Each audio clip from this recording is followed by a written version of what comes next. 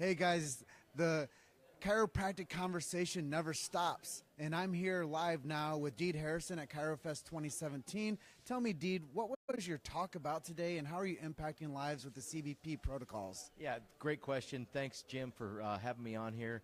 My presentation at Chirofest today was threefold. Number one, something that every chiropractor needs to be aware of is the new ACA Choose Wisely public position statement. You know what, and I don't like to, badmouth chiropractic organizations, but this one is not a good public position statement. The ACA put out an anti-chiropractic radiography and long-term care statement for the public to choose which chiropractor to go to. And it's basically, it says, don't go to a chiropractor that takes x-rays, don't go to a chiropractor that takes post x-rays, don't go to a chiropractor for long-term pain management. And in my opinion, it's the worst thing ever. So what I talked about is what is the research that counters and negates that, and what I'm going to be doing with the ICA to put out a critical analysis of this ACA public position statement so it doesn't take off. We don't want the public to choose a chiropractor that doesn't take an x-ray. How else are you going to find out what the spine looks like?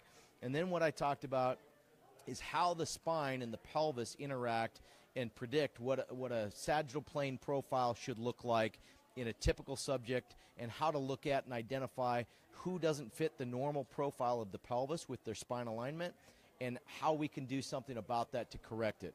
And then finally, the third thing I talked about was brand new randomized trials that I'm doing with my team that supports long-term corrective care programs and shows that we can improve patient outcomes by doing spine correction and utilizing x-ray to determine what type of treatment, if any, is needed. So those are the three things that I talked about today. And tell me this, why is research so important for the chiropractic, the whole world of chiropractic? Why is it vital to the future of chiropractic? Yeah, that's a great question, Jim.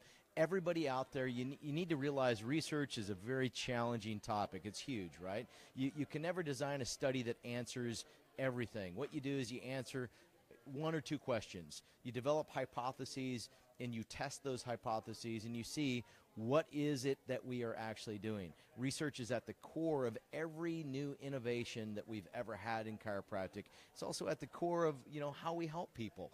The public needs to know that chiropractic is an evidence-based, proven system, and that we keep current and we improve things. The profession does. We change, we update, and we keep the tried and true. I mean, hands down, we are spine specialists and experts, and the literature shows that. With back pain, with neck pain, with health and well-being, chiropractic research evidence points the way. But it also, it offers new frontiers and new things that are going to be found tomorrow.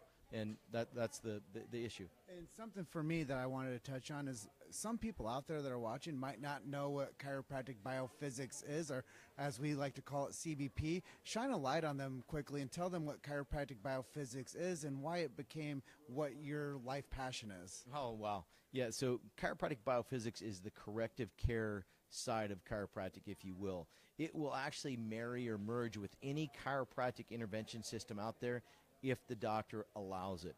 It is mirror image adjusting, mirror image exercise, mirror image traction. We call it the EAT protocol. Simply put, is you reverse the patient's position of their spine and their posture, you exercise it in that opposite position, you adjust it in the opposite position, and you traction it in the opposite position. So it's really the corrective care rehabilitation side of chiropractic, and not by name only. When I say corrective care, I mean we are physically correcting the spine.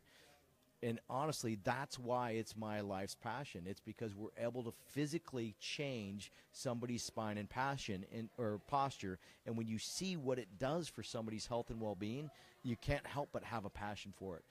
And of course, it was my family's, work, so I was kind of forced into it as well, right? Yeah. But getting to know you, Deed, when I got into the chiropractic world, I started working in a chiropractic biophysics practice. So I joke around and say, yeah, I got my bones in the CBP world. Yeah. But I learned so much about what your dad's work was and what your work is, and I learned from guys like Jason Yeager with Universal Traction System, and some of these guys are just dedicating their whole lives to doing research, like the Haas's, and there's so many great chiropractors out there that are following your protocols, and I congratulate all of you guys that are out there that are touching touching lives with the chiropractic biophysics model. And I know you guys do some really cool stuff with your Find a Doctor profiles on the CBP website. How does that work for people? Great comments and statements. Before I answer, like, how do you find the patients or find doctors out there, I just want to touch on what you said. My father named CBP for a reason in the 1980s. He named it Chiropractic Biophysics with actually Dr. Dan Murphy. They teamed up and they named it, my dad's former wife at the time and Dan Murphy. They didn't want to call it Harrison's technique. It's not a person. It is a physical entity system that's based on biomechanics. So you brought up several doctors that are, you know, basically a huge part of the CBP team. Jason Haas, Jason Yeager, Paul Oakley, the list goes on and on. If I didn't name you, I'm sorry, guys and gals. I mean, you know who you are. It is truly a team. It is not a me. It is not just a family, even though it was my family that started it.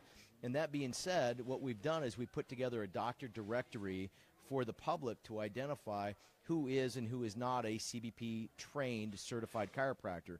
And if you just go to www.cbppatient.com, you can look up CBP-trained chiropractors all over the world, and you can identify who actually does this corrective care system. Right. And, you know, that's fantastic that there's such a resource available for them. And I don't know, do you guys sell, like, the Denerol system to people that aren't CBP docs? That's a good question, too. Number one, the Denerol products are really the flagship home care product for rehabilitating the sagittal plane profile of the spine. That being said, they're a prescription-only device. We don't sell to the consumer because there is a risk. If there's a benefit, there's also a risk. So you've got to select people properly for it. So number one, we don't sell to the consumer. Number two, you have to be a licensed healthcare provider, and you have to have the ability to read and interpret X-ray as part of the Denerol protocols. You don't have to be a CBP-trained chiropractor to use the Denerol, although we strongly encourage it. As long as you are familiar with how to read and interpret X-ray, you can learn how to apply the Denerol. And we do have training protocols for it, so you got to make sure that you learn the indications, contraindications of how to use this device appropriately, because, again, the first rule of thumb is do no harm. We want to make sure they're actually a candidate for the Denerol. And I just want to flip gears real quick. I know you got a really cool training facility in Idaho. Yeah. Tell people about this amazing place, because I saw when it was like a blueprint, and now I see what's going on there. Oh, great. Thank you for bringing that up, Jim. Really appreciate it. The CBP flagship center is in Eagle, Idaho, just outside of Boise. And it was really a dream that my late father, Dr. Don Harrison, and I had. And he actually told me I was crazy for wanting to build such a thing. But we built a $2 million facility. It's 12,000 square feet, and it's really the largest true corrective care training facility in the United States.